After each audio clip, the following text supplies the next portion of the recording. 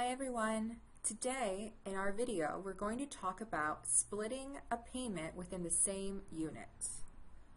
The example I want to use is you have a new resident that's moving in and they drop off a check to you, and it is one check for the rent and the deposit. So what are our next steps? The first thing you're going to want to do is sign into OneSite. Once you've signed into OneSite, you're going to want to go to the Residents tab. You then are able to search for your resident that you're looking for. For today's example, let's pretend that Betsy Hull just moved in. Betsy showed up with her check and you need to process it. Click on More, and under the Enter Payment, Enter Electronic Payment, click Scan Check. This will bring up a pop-up window. At this point in time, you're able to scan the check. If you are having any questions about scanning the check in the process, please see your manual on page 3. The manual is also attached to this video. For this example, let's go to our manual. Once the check is scanned, you are going to see this information.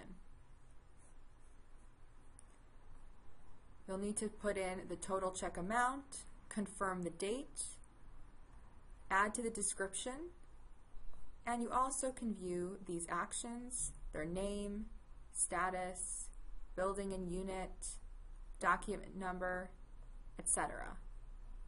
But the problem is, this one check is not just for the resident ledger for rent, they've also added a piece of that amount for the deposit.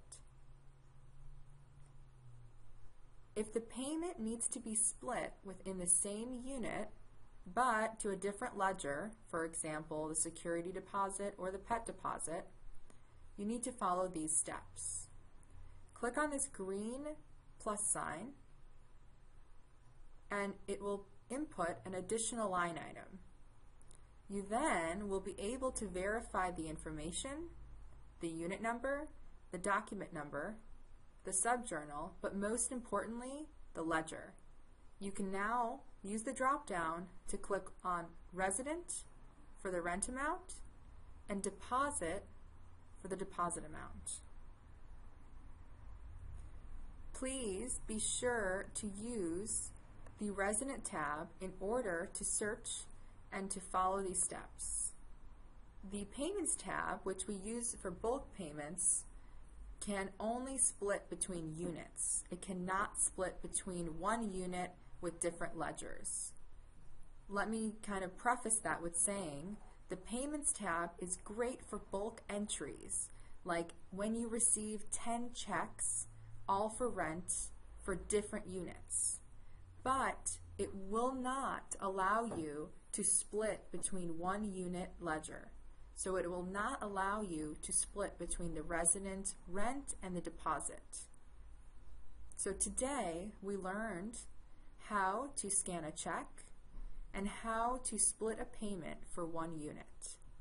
In the next section, we're going to learn about how to deposit bulk payments.